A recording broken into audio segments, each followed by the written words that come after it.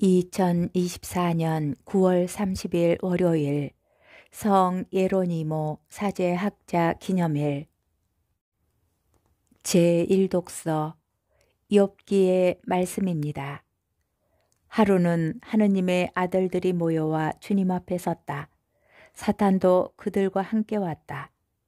주님께서 사탄에게 물으셨다. 너는 어디에서 오는 길이냐? 사탄이 주님께 땅을 여기저기 두루 돌아다니다가 왔습니다 하고 대답하자 주님께서 사탄에게 말씀하셨다. 너는 나의 종 욥을 눈여겨보았느냐? 그와 같이 흠없고 올곧으며 하느님을 경외하고 악을 멀리하는 사람은 땅 위에 다시 없다. 이에 사탄이 주님께 대답하였다. 욥이 까닭 없이 하느님을 경외하겠습니까? 당신께서 몸소 그와 그의 집과 그의 모든 소유를 사방으로 울타리 쳐주지 않으셨습니까? 그의 손이 하는 일에 복을 내리셔서 그의 재산이 땅 위에 넘쳐나지 않습니까? 그렇지만 당신께서 손을 펴시어 그의 모든 소유를 쳐보십시오.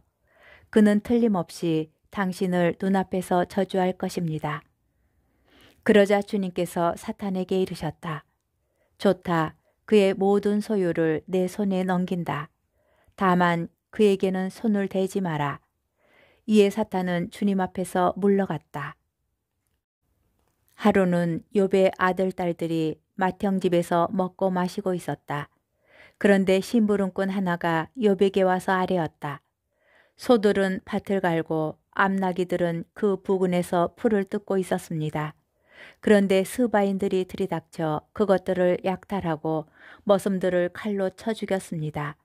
저 혼자만 살아남아 이렇게 소식을 전해드립니다.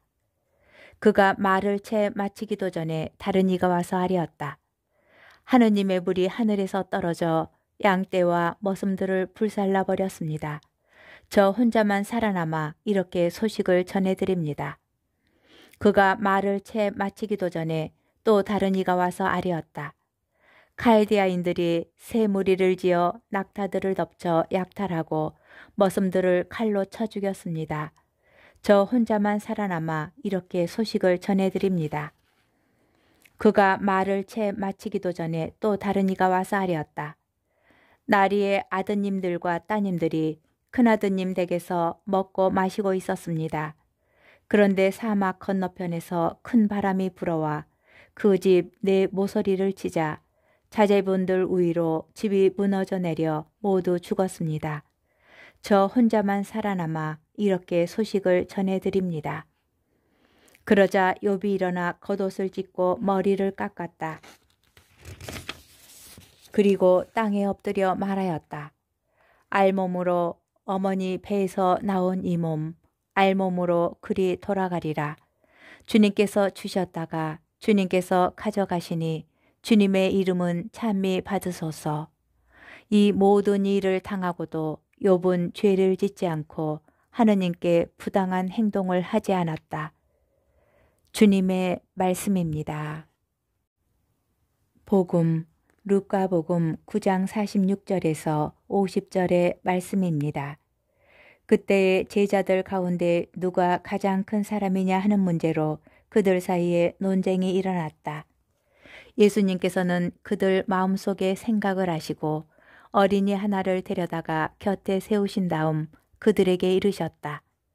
누구든지 이 어린이를 내 이름으로 받아들이면 나를 받아들이는 것이다.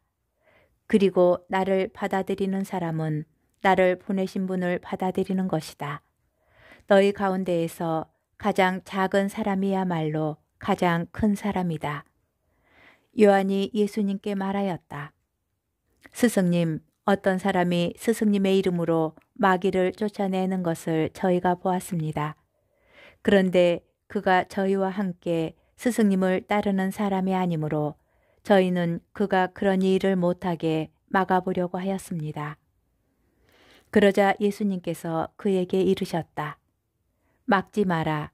너희를 반대하지 않는 이는 너희를 지지하는 사람이다. 주님의 말씀입니다. 오늘의 묵상. 욥기에는 몇 가지 주제가 들어 있습니다. 무죄한 사람의 고통은 큰 주제 가운데 하나입니다. 욥은 하느님께서도 인정하시는 흠없고 올곧으며 하느님을 경외하는 사람이었습니다. 그가 고통을 겪게 된 것은 그의 죄 때문이 아니었습니다. 죄 탓으로 설명할 수 없는 고통을 어떻게 이해할 수 있을까요? 이것이 욥기가 던지는 큰 질문입니다. 이 문제는 욥기 마지막 부분에 가서 답을 만날 것입니다. 다른 질문들 가운데 오늘 사탄이 하는 질문이 있습니다. 욥이 까닭 없이 하느님을 경외하겠습니까? 까닭 없이라는 표현은 히브리 말에서는 거저 공짜로를 뜻하기도 하는 낱말입니다. 욥이 하느님을 경외하는 이유는 무엇일까요? 사탄은 하느님께 먼저 하느님께서 욥에게 많은 은혜를 베푸시고 그를 부유하게 하셨기 때문에 욥이 하느님을 경외하는 것이라고 주장합니다. 그것을 확인하고자 욥이 모든 재산과 자녀 그리고 건강을 잃게 만듭니다. 그럴 때도 인간이 하느님을 경외할 수 있을까요? 욥기의 사탄이 오늘 나를 이렇게 시험한다면 어떻게 하겠습니까? 내가 하느님을 경외하고 사랑하는 것은 무엇 때문입니까? 하느님께서 나에게 주신 모든 좋은 것을 거두어 가신다 하여도 하느님을 경외할 수 있습니까? 욥은 아들들과 딸들을 하루 아침에 잃었습니다. 그래도 하느님을 경외할 수 있겠습니까? 오늘 우리에게도 하느님에 대한 사랑과 경외가 순수한지를 시험하는 순간들은 계속 주어집니다. 그 시험들에 내가 어떻게 반응하였는지를 돌아보면서 하느님에 대한 나의 경외심의 깊이를 헤아려 봅시다.